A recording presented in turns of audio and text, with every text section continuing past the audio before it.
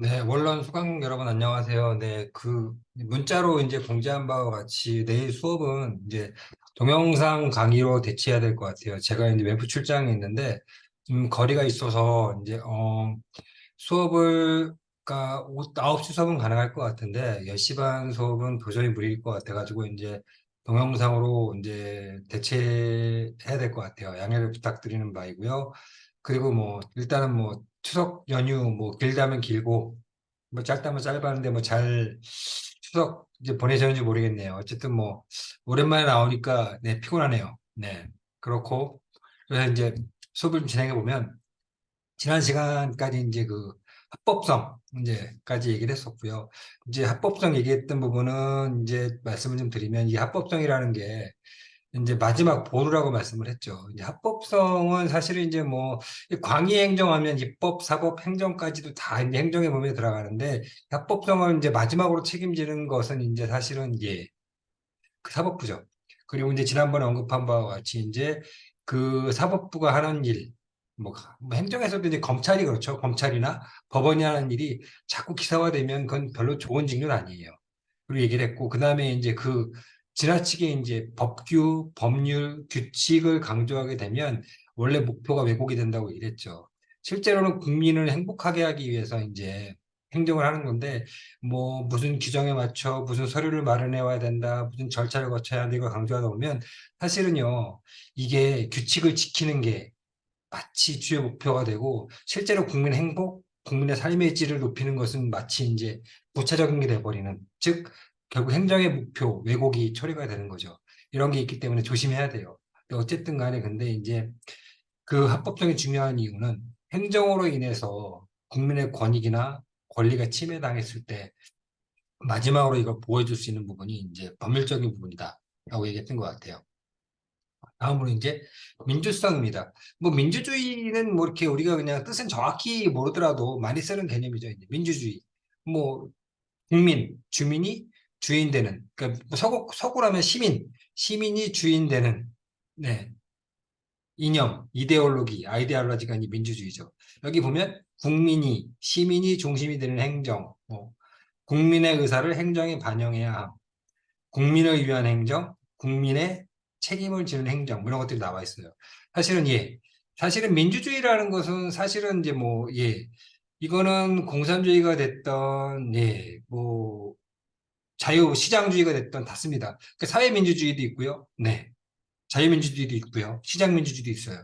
그러니까 중국 같은 경우도 자기네 사회민주주의라고 얘기를 해요. 예. 그러니까, 그러니까 그 국민이 주인 되는, 근데 어떠한 방식으로 국민의 의사가 반영되고, 그 다음에 국민이 의사를 얼마나 자유롭게 이야기할 수 있는지가 굉장히 중요하겠죠. 이제 뭐냐면, 만약에, 그러니까 그래요. 모든 국가는요, 기본적으로 이제 아주 말도 안 되는 뭐 독재국가 아닌 이상은 뭐 국민의 의견을 충분히 듣고 있고, 그 의견을 들어서 뭐 국가를 운영하고 경영한다고 얘기를 해요. 근데 실제로 이제 그 정도의 차이는 존재하겠죠. 그러니까 정말 좋은 민주주의 국가라면 이제 국민이 자유롭게 의사를 얘기하고요. 그 얘기한 거에 대해서 이제 뭐 처벌이라든가 불이익이 별로 수반되지 않아야 사실은 이제 좋은 민주주의라고 할 수 있겠죠. 뭐 그렇다고 해서 이거를 이제 말도 안 되는 이제 행동을 하면 안 되겠지만 최대한 국민의 의사가 이렇게 반영이 되고 국민이 의사를 표출할 수 있도록 이렇게 제도적으로 아니면 이제 환경적으로 마련해 주는 게 좋은 민주주의라고 할 수 있어요. 보면 이제 of the people, by the people, for the people. 이거 누가 얘기한 걸까요? 혹시 알고 계시나요? 뭐 수업 시간 같으면 물어봤을 것 같은데, 예. 미국에서 가장 유명한 대통령이죠. 가장 뭐 항상 그러니까 설문조사하면 가장 좋아하는 대통령이 누구니라고 이제 꼬맹이들한테 물어보면 항상 5위 안에 들어가는 대통령입니다. 아브라함 링컨이죠. 링컨이 한 얘기예요. 국민의, of the people, by the people, 국민에 의한, for the people, 국민을 위한. 이게 여기에 이제 민주주의의 개념이 잘 들어가 있죠. 그러니까 주체가 국민이고, 예. 그 다음에 이제 행정가가 아니면 정치가가 이제 국가의 리더가 뭘 할 때 보면 국민 항상 위해야 되고요. 그다음에 어떠한 정책이나 행정이 이루어질 때도 국민에 의한. 그러니까 사실은 대통령이 있고 뭐 이렇게 정치적 리더가 있다고 하더라도요. 이 사람들이 정책 결정을 하는데 그냥 독단적으로 하면 안 돼요. 국민에 의해서 국민의 의견을 경청한 다음에 그 의견을 이제 대리해서 얘기하는 거예요. 네. 이거를 뭐 독단적으로 뭐 그러니까 국민들은 뭐 똑똑하지 않고 나는 똑똑하니까 그냥 국민들을 내가 이끌어야 하고 이래서 내가 의견을 제시하고 국민들은 따라와야 돼. 내가 정책을 만들고 따라와야 돼 하는 건 진정한 민주주의가 아닙니다.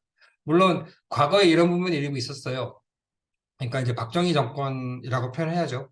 이제 박정희 정부 때 이제 그때는 이제 사실은 이제 빠르게 경제 발전이 이루어야 했고 그때 이제 그 인프라가 별로 없었기 때문에 엘리트 경제 관료와 뭐 기업인들과 그다음 뭐 대통령 뭐 이런 이제 일부 엘리트가 모여서 이제 뭐 경제 정책을 주도하고 뭐 이렇게 행정을 주도했던 시기가 있었죠. 근데 지금은 이제 그런 시기는 아니고요. 아니고 이제 지금은 뭐 가급적이면 어떤 행정이나 정책을 할 때 철저히 국민을 중심에 놓고 해야죠. 이게 바로 민주주의입니다. 그러니까 이제 대응성 있는 행정을 실현하고 국민의 책임을 지는 행정을 구현하는 게 이제 민주주의의 핵심이겠죠. 그러니까 이 of the people, by the people, for the people. 그러니까 링컨이 이제 게리스버그 이제 연설에서 얘기한 건데 굉장히 뭐 연설 길지도 않아요. 유튜브에 가서 한번 영어 원문으로 보셔도 괜찮을 것 같아요. 그러니까 얼마나 존경받는 인물이냐라고 얘기를 하면 뭐 그냥 예 물론 이게 이제 심한 경우도 있어요. 중국 같은 경우 이제 그 집회 좀 그래요. 그 조그만 집회는 이제 소수민족의 사진이 그냥 그림이 나와 있는데 주요 위안화의 경우에 모든 집회의 모델이 모택동이에요. 그렇다고 뭐 이렇게 모택동 위대하냐? 그러니까 비판을 좀 받는 게 유명한 인물이 그렇게 많은데 위대한 인물이 중국 역사상 많은데 왜 어지간한 집회의 모델이 모두 모택동이냐, 마오쩌둥이냐 하면서 이제 뭐 이렇게 얘기를 하는데 뭐 중국 나라도 논리가 있겠지만 이제 중국은 차치하더라도 미국에서 보면 예, 그 링컨의 얼굴이 그 동전에도 하나 들어가 있고요. 지폐도 들어가 있습니다. 그러니까 5달러의 모델이에요. 지폐. 그 다음에 이제 그 1센트 예, 모델이 링컨 대통령입니다. 그러니까 그만큼 이제 미국 사람들이 가장 이제 존경하고 가장 친근하게 생각하는 대통령이죠. 친근하다고 생각하는 대통령이죠. 그러니까 예. 물론 이제 뭐 명과 암이 있긴 하지만 이건 뭐 여기서 이제 논의상 벗어나기 때문에 말씀드릴 건 없고 어쨌든 예. 민주주의는 국민의 중심이 되는 입니다. 행정학적 측면에서 이제 좀 주목을 해볼 만한 게 이제 그 민주주의는 이제 두 가지 타입으로 크게 나눠볼 수 있을 것 같아요. 대내적 민주주의하고 대외적 민주주의. 우리가 주로 얘기한다면 대외적인 거고요. 대내적 보면 조직 내적 민주성입니다. 오가니제이셔널 데모크라시예요. 예. 여기서 보면 공무원의 인간적 가치를 충족시켜주는 여건 조성입니다. 자, 대외적 민주주의는 정치적 민주주의를 이제 뭐 주민 만족, 주민이 얼마나 예, 의사를 존중해주고 주민의 의사를 존중해주면 주민이 그 행정에 대한 만족도, 정책에 대한 만족도 크겠죠. 그러니까 최근에 사례를 보면 이제 뭐 오늘 있었던 일이에요. 그 뭐 설문조사를 했는데 뭐라고 나왔냐면 그 공무원의 만족도, 그러니까 삶의 만족도보다 주민의 삶의 만족도가 높게 나왔어요. 근데 이걸 보고 이제 그 지방 정부의 장이죠, 장. 장이 군수님께서 얘기를 하는 거예요. 어, 왜 주민 만족도가 이렇게 높게 나왔지? 라고 얘기를 하세요. 그러면서 이제 그 뭐 이렇게 여론조사를 하면서 설문조사를 함에 있어서 이제 그 이렇게 우호적인 설문을 해줄 수 있는 사람에게 조사한 거 아니야 하고 이제 의심의 눈초리를 보였는데 그 군수님 입장에서는 군수 입장에서는 그럴 수도 있어요. 시장이나 왜 그러냐면 주로 민원을 그러니까 군수에게 군수님에게 지방자치단체장에게 이제 목소리가 들려오는 거, 불만 있는 사람이 목소리를 얘기하니까 얘기할 수 있는데 제가 주목한 부분은 그거예요. 아, 이 대내적 민주주의가 별로 좋지가 않구나. 그러니까 대개는요 만족도 조사하면 공무원이 주민들보다 만족도가 높게 나옵니다.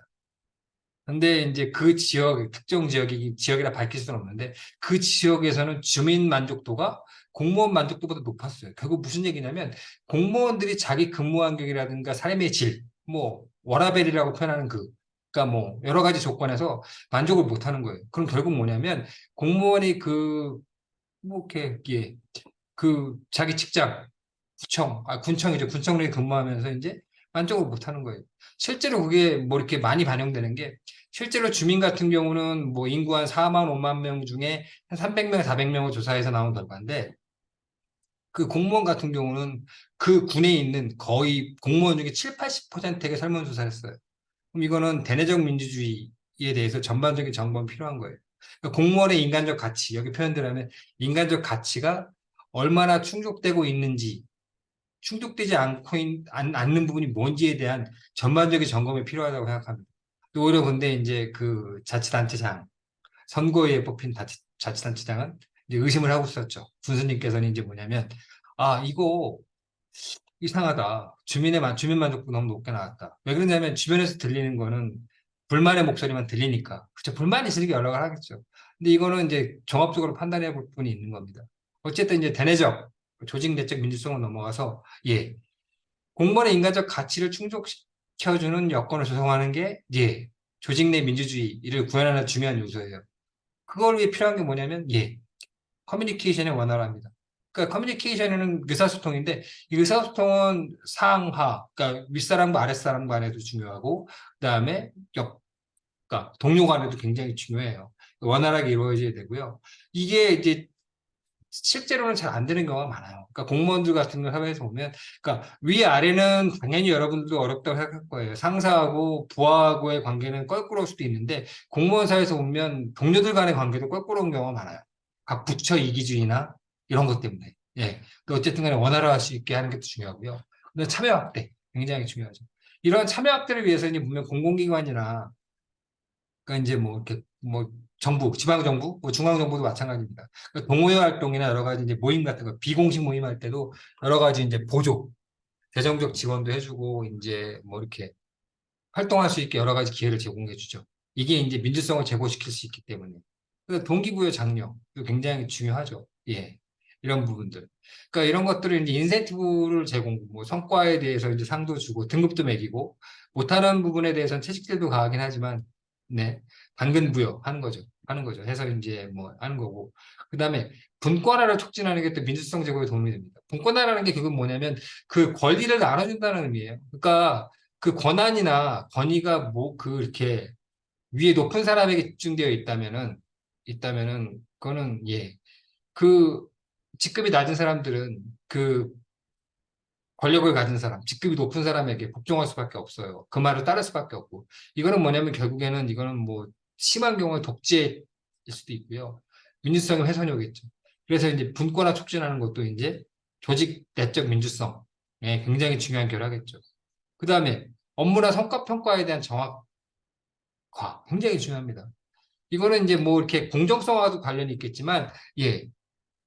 그러니까 이게, 그러니까 인간적 가치라는 게 충족시켜주는 게 민주성이라고 한다면, 이 공정하게 누가 잘했는지 못했는지를 객관적으로 근거를 가지고 평가를 해줘야, 예, 예, 민주성이 제고되겠죠. 뭐냐면 결국에는 만약에 뭐 이게 업적 평가가 뭐 이렇게 공정하지 않고 뭐 상사의 입김에 의해 좌우되고 무슨 뭐 파견, 지연, 뭐 혈연 각종 이제 비이상적인 관계에 의해서 이제 결정이 된다고 한다면 이거는 예, 공무원들이 그 안에서 인간적인 상실감을 많이 느낄 거예요. 마찬가지로 이건 뭐 공무원 조직뿐만 아니라 일반 회사 조직도 마찬가지예요.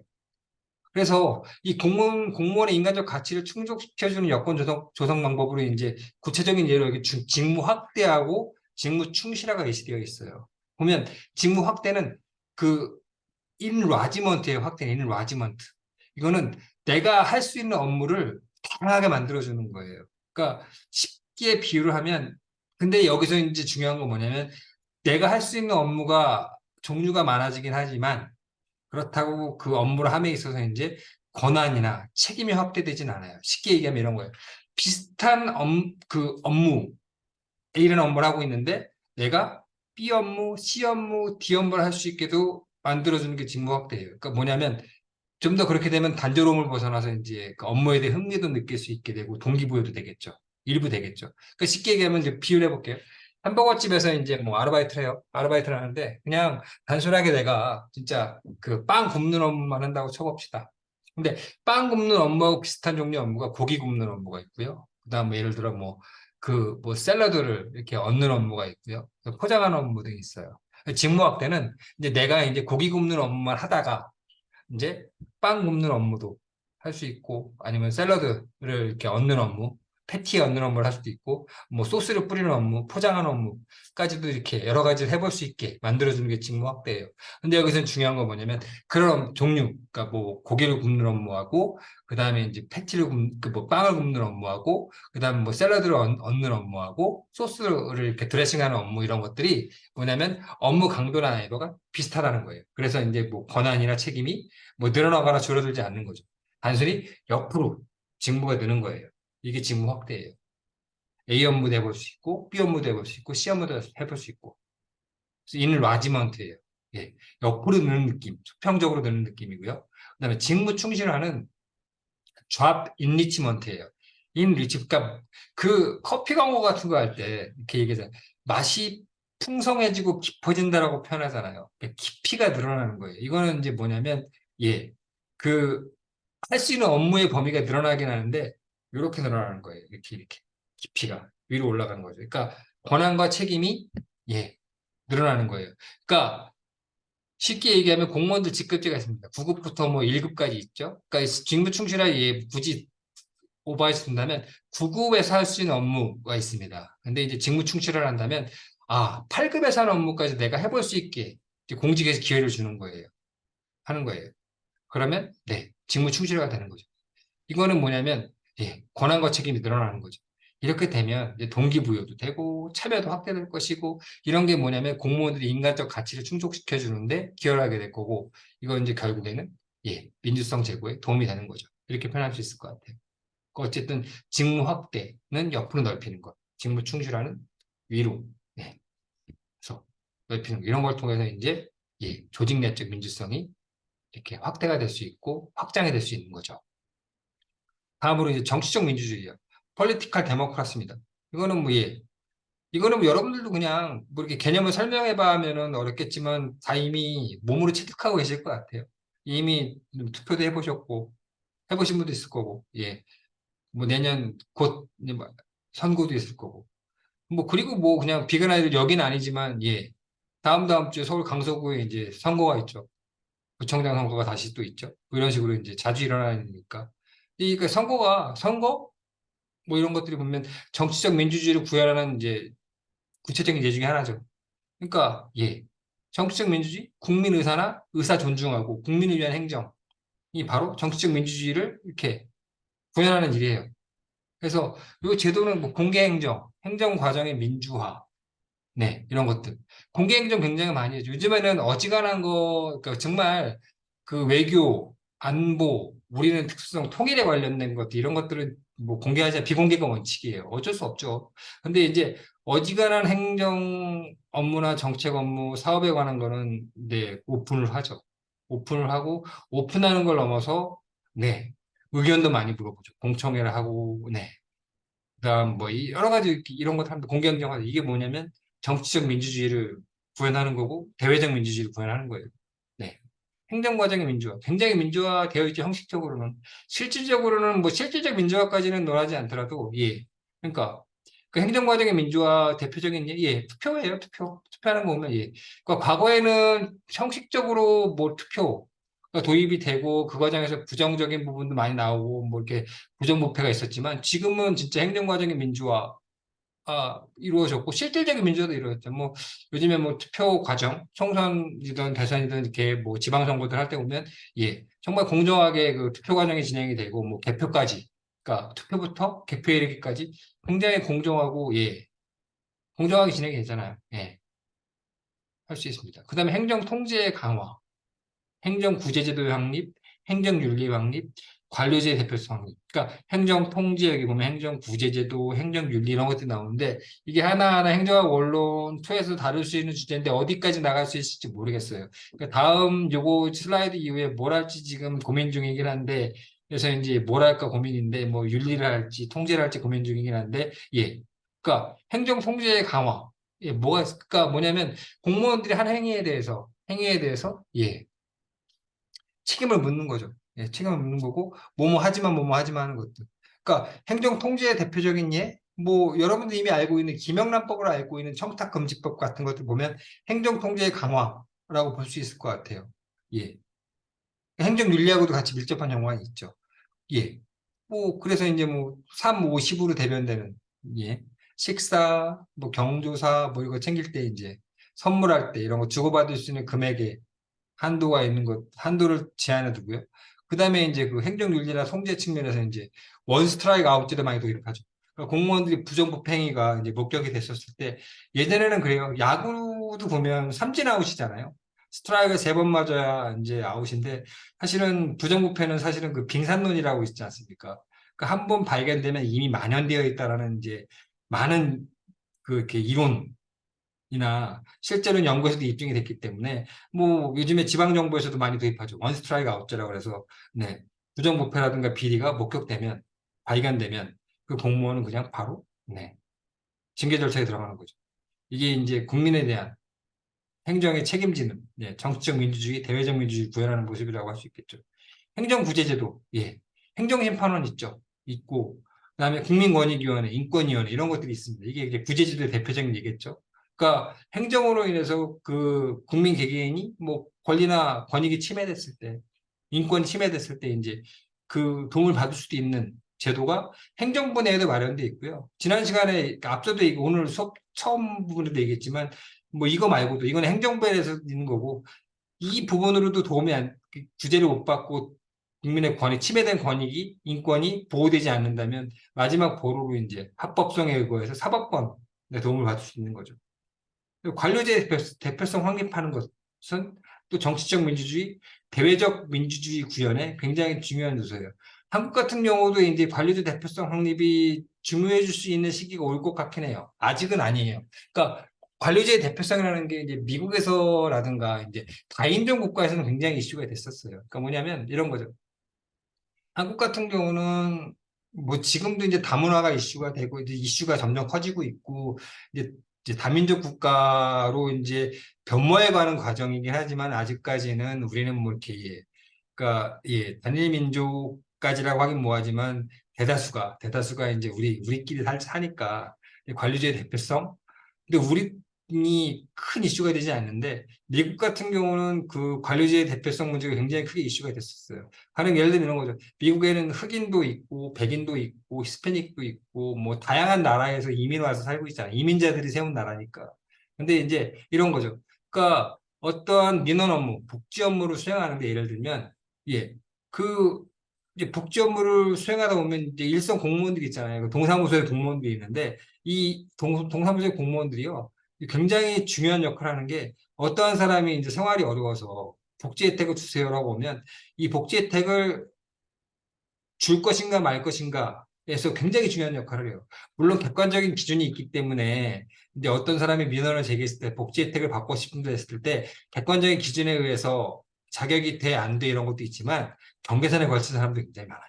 그럴 때 이제 어떤 일이 벌어졌냐면 과거에는 이제 그 공무원들 대부분이 백인이다. 예를 들어 백인이면 예. 너무 신기한 게 백인 민원인이 와서 도움을 청하면 아, 복지 혜택을 받고 싶어요. 복지 혜택 자격을 묻고 이러면 그 혜택을 받게 되는 확률이 더 크고요. 오히려 흑인이나 다른 유색인종은 많이 탈락해요.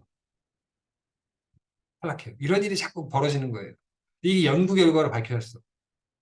그럼 관료제 대표성이 무너진 거예요. 실제로 미국 시민들의 인구 분포는 백인도 있고 흑인도 있고 뭐 히스패닉도 있고 아시안도 있고 여러 가지 여러 인종적 백그라운드와 뭐 다양한 이제 구성원들이 구성이 되어 있는데 이제 과거에는요. 그 뭐 예를 들어 복지만 예를 들면 예. 특정 인종이 편중되어 있어서 백인 중심의 화이트 중심의 공무원들이 민원을 봤어요. 그러다 보니까 백인들 같은 경우는 복지 혜택에 도움을 청하면 굉장히 많이 혜택을 받았는데 그 외의 인종들은 불이익을 보는 거예요. 관리제 대표성이 무너진 거예요. 적어도 그 공무원들을 배치할 때 그러면 그 인종이 다양하게 구성되어 있고 민족이 다양하게 구성돼서 미국을 구성하니까 이 관리제도 그러면 그 민원 업무를 담당하는 공무원들도 백인도 있어야 되고 흑인도 있어야 되고 황인종도 있어야 되고 옐로우도 있어야 되고 히스패닉도 있어야겠죠. 실제로 지금 가보잖아요. 가면 예 다양한 인종, 다양한 백그라운드를 가진 공무원들이 창구에 배치되어 있습니다. 이게 뭐냐면 관리의 대표성이 좋은 예 중에 하나예요. 물론 이제 이건 인종으로만 얘기했지만 학력도 마찬가지예요. 예. 그러니까 뭐 특정 학벌을 가진 예. 엘리트 공무원들만 배치가 되어 있으면 행정의 한쪽으로 치우쳐 있고 민주성이 훼손을 될 수밖에 없어요. 그들만의 이익을 담보할 거예요. 그러니까 이거를 이제 해소하기 위해서, 그러니까 국회의원 선거에 보면 똑똑하신 분만 되잖아요. 그걸 방지하기 위해서, 완화시키기 위해서 비례대표제를 만들어 놓은 거예요. 비례대표제에는 다양한 직업을 가진, 다양한 백그라운드를 가진 사람들이 국회의원이 되거든요. 그러니까 그 사람들의 목소리를 다양하게 듣기 위해 이게 관료제 대표성 확립하는 겁니다. 그러니까 지역구원 같은 경우는 그러니까 그러니까 지역 주민들의 그 투표로 뽑기 때문에 이 대표성 확보가 어려워. 뽑아놓고 오면 다 그냥 그 특정 대학 출신의 아주 엘리트 출신의 사람들, 또 남성 중심의 이제 국회의원들이 되는데 그걸 좀 완화시키기 위해 비례대표를 넣는 거예요. 그럼 뭐냐면 이런 거죠. 농민연합 대표, 뭐 미용인연합 대표, 변호사연합 대표, 의사연합 대표, 뭐 무슨 연합 대표, 대표들을 상징적으로 이렇게 여성인 대표, 과학기술인 대표 이런 식으로 해서 국회의원을 넣어놓거든요. 그러면 이 사람들이 국회에 들어가서 네 목소리를 내는 거죠. 그러니까 그렇게 되면 뭐냐면 사실 그렇잖아요. 대한민국의 인구 구성이 그 엘리트 남성으로만 구성되어 있지 않으니까 그 다양한 목소리를 듣기 위해 관료제 대표성 확보를 위해 비례대표제도 운영하는 거예요. 그러니까 한국에서 비례대표제 뭐 좋은 예일 것 같고요. 미국 같은 거 아까 얘기한 바와 같이 인종 관련해서 얘기하는 것도 가능할 것 같고요. 다음으로 효율성입니다. 이제 여기 맨 밑에부터 보면 예, 능률성의 이론적 증거가 되기도 하는데 이 부분은 그냥 넘기세요. 그러니까 사실은 효율성, 생산성, 능률성은 거의 비슷한 개념으로 사용되기 때문에 밑에 맨 마지막 문장은 그냥 패스하고 넘어가시면 될 것 같아요. 그래서 효율성은 efficiency는 사실은요. 그 전 경영학은 잘 모르지만 행정학에서 가장 중요한 가치는 이제 공공성 공익이라고 얘기해서 퍼블릭리스, 퍼블릭 인터러스트라고 얘기했는데 경영학에서 가장 중요한 가치는 예, efficiency라고 나와 있습니다. 예, 뭐냐면 투입 대비 산출 비율의 극대화라고 되어 있는데 어쨌든 maximizing profit이에요.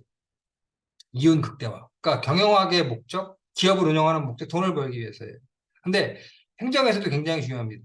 행정도 공공조직을 운영하는 거고 공익을 위한다, 공공성을 구현한다, 국민의 삶의 질, 시민의 삶의 질, 시민을 행복하게 해주기 위해 국민의 행복을 이렇게 높이기 위해 일을 하는 건 좋은데 그래도 현실적으로 비용을 생각해야 되잖아요. 거기에 수반되는 자원이 얼마나 될 것이며 비용이 얼마나 될 것이며 고려해야 돼요. 예, 굉장히 중요합니다. 그리고 초창기 행정에서는 이 효율성이 굉장히 중요했어요. 여기 나오지만 테일러의 과학적 관리론, 외부와의 관료제 이론은 예, 기계적 능률성, 대두의 중요한 이론적 특징이네. 그러니까 초기 행정학은요, 공공성도 중요하지만, 그러니까 사실은 공공성이라는 건 현대 행정에서 이제 많이 강조가 된 거고요. 그러니까 지난 학기에 행정학 원론 수업이 기억이 나는지 모르겠는데, 그 고전적인 의미에서 이제 정치하고 행정이 구분됐던 시기에는, 예, 머리 부분, 두뇌의 역할은 정치가 있고요. 행정은 손발, 집행을 담당했다 그랬습니다. 집행. 그러면 그러니까 만들어진 정책이나 만들어진 사업을 집행하는 게 행정이었어요, 과거에는. 거기서 중요한 건 뭘까요? 그러면 이거는 빠른 시간 내에 아니면 작은 자원으로 정치가 만들어낸, 이법이 만들어낸 행정이나 사업이나 정책을 잘 해내면 돼. 이게 오전 행정의 목표였어요. 그 사조를 이렇게 이어받는 게 뭐냐면 테일러의 과학적 관리, 반영한 게 뭐냐면 테일러의 과학적 관리론, 뭐 웨버의 관리제 이론이에요. 그러니까 그 초창기 행정, 뭐 1900년대 초반, 뭐 1800년대 후반, 1900년대 초반 행정에서 얘기하는 건 뭐냐면 그 이미 정치, 그러니까 의회나 국회에서 만들어 놓은 그 정책이나 행정, 법을 실제로 집행하는 게 가장 중요했고 여기서 그러니까 뭐냐면 이걸 잘 해내는 게 중요한 거예요. 거기에 이제 머리는 중요하지 않아요. 손발에 서 잘하는 게 중요한데 뭐냐면 이거는 뭐냐면 예, 어떻게 하면 빠른 시간 내에 아니면 적은 자원으로 정치가 만들어 놓은, 의회가 만들어 놓은 법이나 정책이나 사업을 완수할 수 있을까요? 그래서 이제 그때 중요했던 가치가 효율성입니다. 그래서 투입에 대한 산출의 비율, 일정한 투입에 의해 얻어진 성과, 소득 편익을 극대화시키며 제한된 자원으로 행정 목표를 최대한 성취할 수 있는 대안을 선택하는 것이 효율성입니다. 이거 굉장히 중요해요. 중요해요. 실질적으로는 이제 그 뭐 정부 부처나 뭐 지방 정부 뭐 여러 가지 성과 경영 평가라든가 성과 평가, 정부 부처 평가를 할 때 이 효율성 개념이 많이 들어가요. 이게 사실은요, 그러니까 물론 이제 행정부 정부가 하는 일에 대해서 평가를 할 때, 그러니까 이제 수치화할 수 없는 부분들, 공공성 같은 경우 이제 뭐 수치화할 수 없죠. 국민의 행복이 얼마나 증진되는지, 일을 얼마나 잘하는지 평가하기는 어렵지만 이 효율성 부분으로 평가를 많이 하는 게 측정이 쉬워요. 그러니까 쉽게 얘기하면 이런 거죠. 이제 그러니까 예산을 얼마나 절약했는지, 특정 사업을 하면서 이제 뭐 얼마나 빠른 시간 내에 해냈는지 이런 것들, 네, 측정하기 쉽거든요. 그리고 실제로도 이제 뭐 국민이 얼마나 만족하고 시민이 만족하는지도 수치화하기 위해서, 수입 대비 산출이 얼마나 좋은지 보기 위해서 설문조사 무지하게 합니다. 아까 앞서 얘기한 특정군의 주민 만족도 조사 이런 것들, 예, 양적으로 원래는 측정하기 어려운 개념인데 굳이 물어보거든요. 특정 사업을 했는데 이 사업에 대해서 얼마나 만족하십니까? 점수로 나타내 주세요. 이런 식으로 하거든요. 네. 근데 비판 및 한계? 인간적 가치의 경시 혹은 무시. 그러니까 효율성을 지나치게 강조하다 보면 이게 사실은 이제 굳이 얘기하면 맥시마이징 프라핏이잖아요. 이윤국대화. 행정은 물론 이윤국대화를 추구하지 않아요. 그러니까 뭐냐면 이윤국대화라기보다는 여기서는 이제 자원을 절약하려고 들고, 예, 뭐 이렇게 이런 거 인건비 절약하려고 들고 빠른 시간 내에 뭔가 해내려고 들면 사실은 정작 더 중요한 것을 놓칠 수도 있다는 거죠. 그 합법성 부분에 나온 것처럼 이제 중요한 목표, 행정 목표가 있는데 국민의 삶, 행복 증진이 원래 목표인데 합법성을 지나치게 강조하다 보면 규칙이나 규율을 강조하다 보면 그게 이제 왜곡이 된다 그랬잖아요. 여기서도 마찬가지로 이제 효율성을 지나치게 강조하다 보면 비용 적게 들여야 되는데, 자원 덜 투입해야 되는데, 인력 덜 투입해야 되는데, 빠른 시간 내에 해내야 되는데, 이러다 보면, 네. 행정의 핵심 가치인 인간적 가치, 인간의 삶, 인간의 행복, 뭐, 이런 것들이 이제 경시될 수도 있다라고 얘기하는 거죠. 그러니까 효율성의 뭐 좋은 예, 파레토 최적입니다. 보시면 다른 사람의 후생, 복지죠. 복지를 감소시키지 않고, 어느 한 사람의 복지를 증가시키는 것이 불가능하도록 이제 효율적으로 배분되어 있는 상태라고 얘기를 해요. 그래서 저 찰랑찰랑한 상태예요. 그러니까 이 A가 있고 B가 있어요. 근데 파레토 치적은 뭐냐면 이쪽에 있는 사람이 행복해지려면 이만큼도 올라가야 되는데 그럼 이 사람이 내려가는 상태. 내리지 않고는 증진이 안 되는 상태. 이렇게. 예, 자동으로. 이렇게 된 게 파레토 최적이에요. 그러니까 다른 사람의 복지를 감소시키지 않고는 한 사람의 복지가 증가하지 않는 상태. 근데 실제로 이제 이렇게까지 파레토 추적을 이루는 경우는 드물어요. 드물고요. 그렇게 자원이 골고루 배분되지 않아요. 대부분 부익부 빈익빈으로 자원이 시장 부분 배분되어 있죠. 지금 현재 보세요. 어떻게 되어 있습니까? 예. 과도할 정도로 특정 개인, 특정 집단에게 재화나 자원이 몰려 있고요. 어떤 사람에겐 또 굉장히 재화나 자원이 분배되어 있지 않죠. 예. 그러니까 효율성이 왜곡되어 있는 거예요. 가장 사실 효율적인 상태는 이거예요. 파레토 추적인데 이 파레토 추적은 실질적으로 현실 사회에서는 도달되기가 어려워요. 그러니까 사실은 복지행정을 포주기다라고 얘기하는데 복지행정은 이제 경제학적 입장에서 보면 이 파레토 추적에 가까워지기 위한 노력이에요. 부익부 빈익빈이 굉장히 심각하기 때문에 가진 자는 너무 많이 가졌고 못 가진 자는 너무 못 가졌기 때문에 이걸 좁히기 위한 것. 그리고 가장 좋은 건 찰랑찰랑 형태가 될 수 있게 노력하는 건데 이거 불가능하겠죠? 불가능할 거고 어쨌든 간에 파레토 치죠. 이게 달성이 되면 효율성이 극대화됐다고 얘기를 해요. 근데 이거는 실질적으로는 이론적으로는 가능하고 예, 우리가 사는 사회에서 구현이 불가능하다라고 말씀을 드릴 수 있을 것 같아요.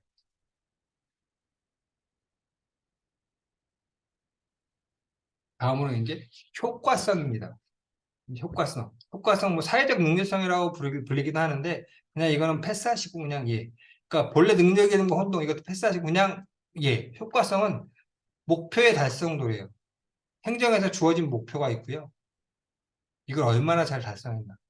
여기서는 이제 좀 심하게 얘기하면 비용의 개념이 빠져요. 효율성은 투입 대비 산출이 극대화되는 걸 얘기해요. 맥시마이징 profit. 적은 비용으로 많은 산출물을 내놓으면 효율성은 극대화된 거예요. 최고예요. 근데 효과성은 비용이 얼마가 되든 뭐로 가든 서울로 가면 돼. 속담으로 치면 목표하는 게 있으면 예 하면 되는 거예요. 예 되는 거예요. 그래서 효과성은 아웃풋 산출이 목표를 달성한 정도가 효과성이에요. 근데 효율성은 산출이 많으면 되는 거예요. 굳이 얘기하자면 아웃풋이 많으면 인풋 대비 인풋과 아웃풋 차이가 크면 클수록 아웃풋이 많으면 많을수록 효율성은 좋은 건데 효과성은 극단적으로 얘기하면 산출 아웃풋이 아무리 많다고 해도 주어진 목표하고 어긋나면 네 효과성은 달성되지 않아요. 하나 예를 들어볼까요? 자, 경찰 행정을 가장 많이 예를 들어요. 그러니까 이제 효율성 개념은 네, 지역 내에서 지역 내 경찰 숫자 대비 범인 검거 숫자예요. 이렇게 보면 될 것 같아요. 근데 경찰이 하는 게 치안 행정입니다. 치안 행정의 목적은 뭐예요? 국민들이 네, 범죄에 그렇게 위험을 느끼지 않고 안전하게 사는 거예요. 보세요. 그러면 A라는 시가 있습니다. 근데 이제 효율성이 내려오면 이 지역은요 경찰은 5명밖에 근무 안 하는데 1년 동안 범인을 엄청나게 많이 때려잡았어요. 아웃풋이 높아요. 인풋 5명 경찰, 아웃풋 범인 때려잡은 수 100명이라고 칩시다. 검거한 수. 효율성 엄청 높아요. 5명이 100명을 잡았어요. 효율성은 높은데 자 아까 얘기했죠. 저기 목표는 뭐예요? 경찰서가 존재하고 경찰 아저씨들이 경찰분들이 일하는 목적은 뭐예요? 그 지역의 주민들이 안심하고 길도 다니고 행복하게 뭐 이렇게 뭐 할 수 있게 하는 것도 밤길도 다니고 이러는 거잖아요. 근데 범인을 많이 때려잡아서 효율성이 높을지 모르겠지만 이게 효과성을 달성했다고 볼 수 있을까요? 다른 개념일 수도 있는 거예요. 그만큼 적은 수의 경찰이 많은 수의 범인을 검거했다는 얘기면 특정 기간 내에 그 지역의 치안이 불안하다는 얘기예요. 그러면 이건 뭐냐면 효율성은 높을 수 있지만 효과성은 극단적으로 얘기하면 높지 않을 수도 있어요. 그러니까 그 지역의 주민들이 안전하다고 느끼고 뭐 밤거리를 잘 다닐 수 있고 이런 것들은 아닐 수도 있는 거예요. 왜? 경찰들이 그 범죄자들을 많이 검거했으니까. 그런 거거든요. 예. 그래서 효과성하고 효율성의 차이가 날 수도 있는 거예요. 예. 그러니까 효율성은 어떤 일을 하는데 비용을 절약하면서 일을 하는 거예요. 하는 건데 그 일이 반드시 근데 주어진 목표를 달성한다는 보장은 없어요. 근데 그냥 일반적으로 효율성과 효과성의 개념을 보면 70에서 80% 같이 가요. 효율성이 높으면 효과성이 되게 좋아요. 근데 아닌 경우도 극단적으로 있다는 얘기예요. 있다는 얘기예요. 아까의 경찰서에서 사례로. 예. 그러니까 소방공무원도 마찬가지예요. 예를 들면 이제 지역 내 소방서가 있는데 소방공무원들이 1년 동안 불을 끈 그 실적이 많아. 효율성은 높아요. 근데 그러면 소방행정의 목표가 달성됐을까요? 사실 가장 좋은 건 뭐예요? 어떻게 보면 그 소방공무원들이 불을 끈 건수가 없는 게 더 좋은 거예요. 예. 그 지역에 불이 많이 났다는 얘기잖아요. 일이 많다는 얘기는. 사실 소방행정의 목표는 뭐예요? 불이 안 나는 거예요. 예방을 잘해서. 그런 거잖아요. 그러니까 이런 걸 수도 있는 겁니다. 그러니까 효율성과 효과성은 반드시 같이 가는 개념은 아니에요. 아니에요. 근데 이제 과거 초기 행정 시기에는 효율성이 강조했다면 60년대 이제 발전행정론 이제 등장과 함께 중요해진 거죠. 발전행정론이 되면 뭐냐면 이제 그 정치 행정에 있어서 행정이 우위에서요. 행정이 이제 법도 만들고 정책도 만들고 행정도 만들어요. 손과 발이 아니라 머리 역할도 많이 하는 거예요. 그러니까 이제 목표 달성도 중요하다고 보는 거죠. 그러니까 여기 보면 국가 발전의 목표를 중시 여기는 동태적 새 이념이 등장했고요. 이렇게 되면서 이제 목표 개념이 중요해지면서 이제 효과성이 중요해지는 겁니다. 그래서 효율성과 효과성을 비교해 보면 예, 그러니까 뭐 능률성, 효율성은 목표 수단 분리가 되고요. 정태적인 개념이고 기계적, 수단적, 하위 목표적이고 경제학적 개념이고 산출을 극대화가 중요한 거고요. 효과성은 목표하고 수단이 연계되어 있어요. 그러니까 뭐냐면 목표 달성이 더 중요한 거예요. 수단도 중요하지만 네. 동태적이고 기능적이고 목표적이고 상위 목표적이고 사회학적 개념이고 목표 달성이 중요한 거예요. 요거 이제 나중에 이제 뭐 여러분 참고로 보세요. 이게 나중에 시험 문제를 이렇게 능률성과 효과성을 비교해라. 아니면 효율성과 효과성을 비교해라 할 때 이제 외워서 쓰시면 될 것 같아요. 그래서 이제 효율성과 효과성은 대부분은 같이 가는 개념이에요. 그러니까 효율성이 좋으면, 특히 효율성이 좋으면 대개는 효과성이 좋아요. 특히. 근데 효과성이 좋다고 효율성이 좋은 건 반드시 아니에요. 근데 효율성은 되게 효과성과 같이 가는 경우도 많지만 아닌 경우 예를 드렸고요. 경찰이나 소방경을 통해. 근데 어쨌든 간에 효과성의 핵심은 목표. 뭐로 가도 서울로 가야 되고 목표 달성이 돼야 되는 거고 효율성은 예 비용 대비 산출, 맥시마이징 트래픽 개념입니다. 둘 간의 비교해서 알아두면 좋을 것 같고요. 오늘은 여기까지 하겠습니다. 그리고 아마 그러니까 과제 부분에 간단히 수업 관련해서 체크할 수 있게 이제 과제 LMS 부분의 과제라는 이제 과제를 간단하게 드릴게요. 그러면 이제 데드라인 내 과제 제출을 부탁을 드릴게요. 여기까지 하겠습니다.